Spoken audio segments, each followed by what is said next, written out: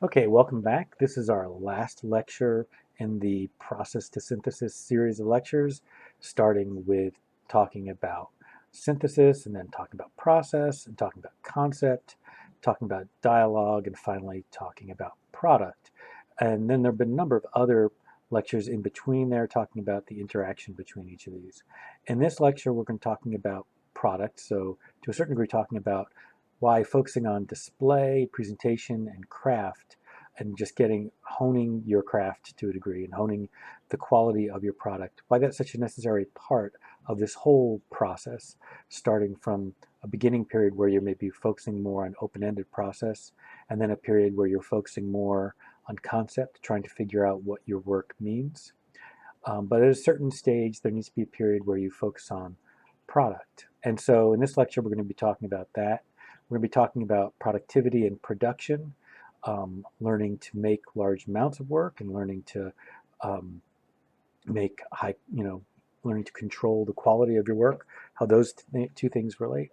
Then we're going to get back to talking about ambition, presentation, and display. So, and we're going to look at a number of contemporary artists along the way, but first we're going to start with a modernist, Marcel Duchamp. And the thing I want to say about not necessarily of all of his work, but a lot of his work, but especially about his later work and especially about these pieces, these art in a suitcase, art in a box pieces that he made. And we've talked about them before in class. And they're very interesting in terms of what he wanted them to be, and his kind of tongue-in-cheek idea of having a museum in a box that any person could bring with them to any hotel room, and his obsession with the fact that these museums would include a lot of work by Marcel Duchamp himself. But the thing I want to focus on here is the quality of these box constructions. He actually hired another artist. He hired Joseph Cornell to make many of these for him because he knew that it was really important that they be made in really the highest level of craft and of product so that their ideas would communicate clearly. And I think that's really quite interesting. Or another artist who also makes boxes, Donald Judd. I think these pieces, both types of pieces, like his stacked wall-mounted pieces, but also the wall-mounted boxes like this plywood box.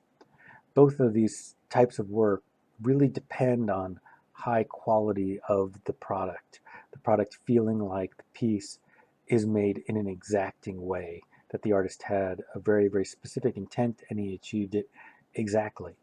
And I think it's especially true for the plywood box because the materials are so informal, mundane, and then the construction is, you know, very, very precise and a little bit, unclear exactly how all the pieces are put together, and just so very well made. So focusing on product is important for process and concept in part because it helps make all that work you put into process and concept, it makes it clear, it helps make it have authority to an audience.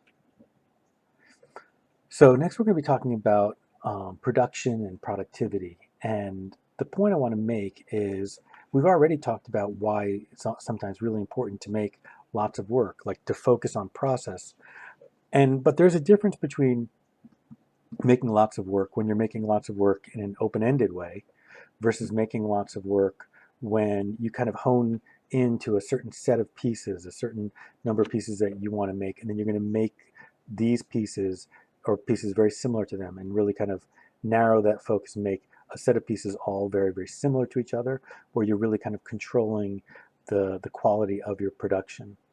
And what that leads to and I think that nothing represents that better than like a production potter where this person, has to make these pieces pretty much exactly the same every time.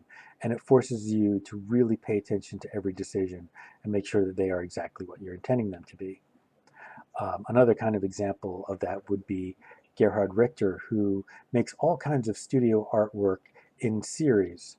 I often, in my Painting 2 class And in my drawing 3 class, I'll give an assignment towards the end where students have to make a handmade piece, but they have to make it in a series, like in a signed edition series, right? So not so much a series, an actual edition, where they have to make them exactly the same, and just as if they were making a print. And Gerhard Richter, in fact, I stole the idea from Gerhard Richter, and he does this with all kinds of stuff. He does it with photographs, he does it with paintings, he does it with paintings that are painted over photographs, he does it with sculptures, handmade sculptures, he does it with publications, all just about anything he can think about, he turns into something that can be editioned. And I think he does that in part to really kind of push the boundaries of what is original and what is not, what is handmade and what is not. But it also forces him to really think about quality control. So focusing on productivity and production helps you to really focus on having good quality product, which helps make your process and concept clear and have authority. Um, so once again, getting back to the same idea, thinking about factory level product, production, um, even if you're not making the pieces in that many multiples, but thinking about the way that things would be made in at a factory level. And I'm using the term factory here because Andy Warhol, of course, his studio was called the Factory. Um, but even today, we have lots of artists who embrace uh, manufacturing as a way of getting their ideas out. So we have Takashi Murakami collaborating with Louis Vuitton with these lovely handbags. And Jeff Koons also makes bags. Um, I guess bags must be pretty fun to design. I like to draw them. I think they're quite fun to draw. So um, why is production and productivity important? Because it really helps you to focus on the control of the product. And I think thinking about ambition, right? When you make a work, thinking about the scale um, and the ambition, the difficulty of the making of the thing, and its presence in a space, and thinking about that in terms of display, knowing where you're going to show the work, how it might look in the space, are also really important parts of focusing on product, focusing on quality. And so here's an example. I think with these Jeff Koons pieces, even though they're not my favorite, they're not my favorite Jeff Koons pieces, um, but as he got to these works, like his focus on surface, making sure that the lack of seams, the polish of the surface, the way the paint was put down, that it's perfect. It's exactly what he was after. That the quality control was pretty much the same as if these were automobiles that had just been brought out of a factory.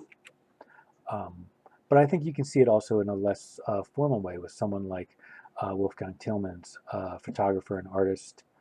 And by that I mean an artist who does other things besides photography. Um, and he, in all of his work, there's this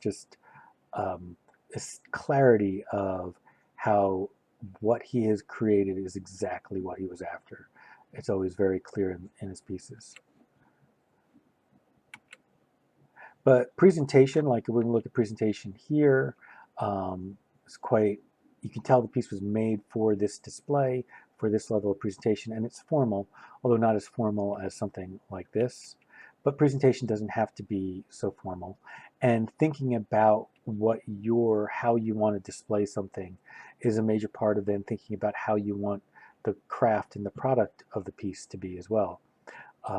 Nara's pieces are highly crafted, but they're also idiosyncratically crafted. I wouldn't necessarily call them high craft. And I think his presentation systems, like his playing with changing eye levels and just kind of idiosyncratic ways of displaying the artwork is is related to how he thinks about his process and how he thinks about his concept and how he thinks about his work in general. Cosima van Bonen is a little bit more formal, but also an interesting sense of presentation and how her understanding of presentation then informs her focus on product and her focus on concept and process. Also, Cosima van Bonen is the one artist in that last lecture where we were reviewing artists for the contemporary art test. She was the one